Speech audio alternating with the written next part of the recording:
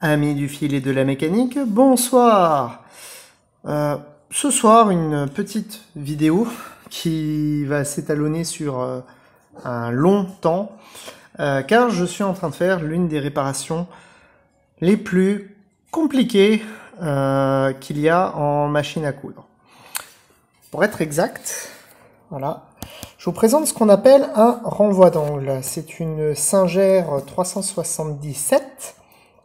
Et bah, malheureusement, avec le poids des années et compagnie, bah, le pignon, il commence à perdre de ses dents, à s'user, et du coup à totalement être rongé. Le pignon neuf, le voici. Il est là, il est tout beau, donc c'est normal, hein, il est en matériau un petit peu composite, mais il va rester plastique, parce que le pignon qui est ici, il a un petit peu le rôle de fusible. Il y a les mêmes hein, sur les pignons de crochet.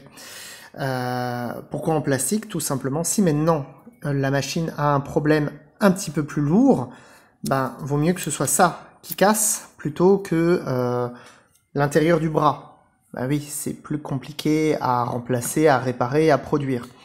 Donc les fabricants de machines à coudre, là en l'occurrence Singer, ils ont un petit peu mis ce genre de pignon pour pouvoir avoir ce petit rôle de fusible.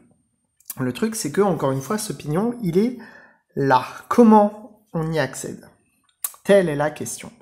Par ici? Par là? Non, impossible. Il n'y a que de la ferraille partout. Alors, pour pouvoir le dévisser, hein, faut essayer de se débrouiller comme on peut. Et là, en l'occurrence, ben, il va falloir bouger un petit peu les pièces.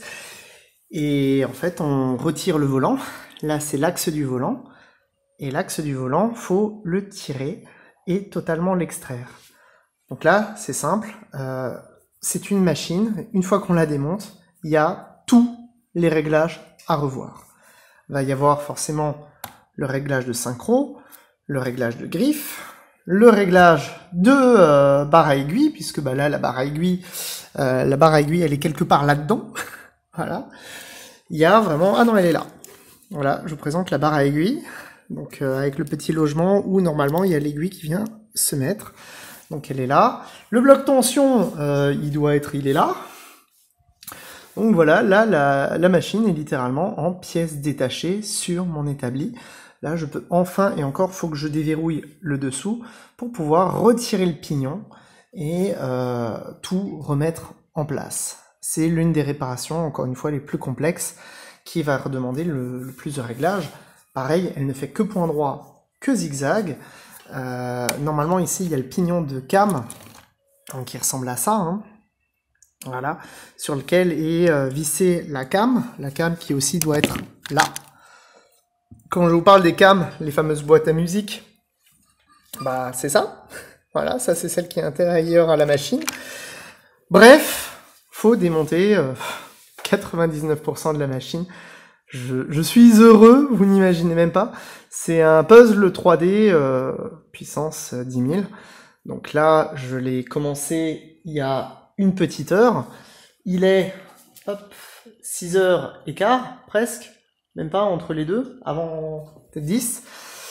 Ben, on va voir quand est-ce que j'aurai 1000 pignons et quand je l'aurai déjà à peu près remonté. Parce que clairement je la finirai à mon avis pas ce soir, sauf si réellement je suis fou. Et comme vous me connaissez, c'est souvent le cas. Bref, je mets la vidéo en pause et on va voir quand est-ce que j'aurai fini de la remonter. Et on se revoit pour le remontage. Juste faire une petite parenthèse, vous montrer, puisque là il n'y a rien, quoi. Il n'y a plus rien dedans.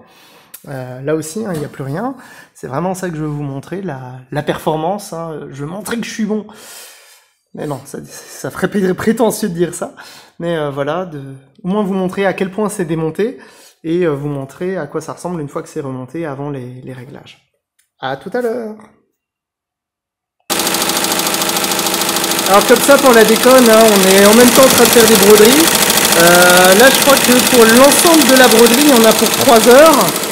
Et celle-là aussi elle tourne, il y en a aussi je crois pour à peu près presque 3 heures. Hein. Voilà, pour faire ces fameuses petites bonbonnières Juste comme ça, pour la déconne, je suis curieux de voir où ça en sera quand j'aurai fini. Allez, on passe à la réparation. Alors, où on en est après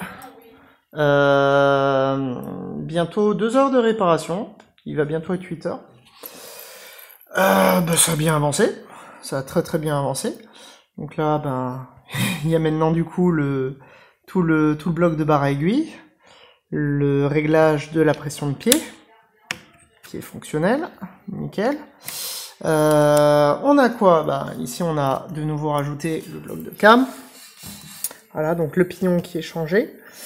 Il y a tout ce qui est ici qui est de nouveau bien fluide et fonctionnel. Bon, il manque le volant, mais ça, le volant, c'est pas le plus embêtant, hein. Il est là, il suffit de clac et de rajouter de quoi le bloquer. Pareil pour le côté moteur. Et forcément, il manque la façade avant. Il manque le bloc tension. Et le bloc tension, pareil, c'est un petit peu particulier parce qu'il va dans la façade avant. Enfin voilà, donc là, elle est quasiment terminée. Il y a plus qu'à remettre les façades, refaire la synchro. Là, j'ai déjà synchronisé la hauteur de barre aiguille. J'ai encore un petit souci avec les positions d'aiguille, puisque là, je suis bien centré. Hop, là, je suis bien à gauche. À droite, pardon. Et là, je suis bien à gauche. Voilà, donc ça, on est bon. Il y a juste au niveau du zigzag, où il y a une petite synchro à faire, parce que du coup, là, il me pique au milieu, et quand il se décale, il vient taper là où il faut pas. Donc, mis à part ça, pareil, c'est du réglage fin là-haut. Pour l'instant, j'en suis là. Donc, je pense que je vais m'arrêter ce soir, rentrer manger. En plus, le couvre-feu, il est déjà passé. Et puis on va terminer ça demain, tranquillement, tête reposée. Terminer la resynchro. Voilà. Allez, à demain matin.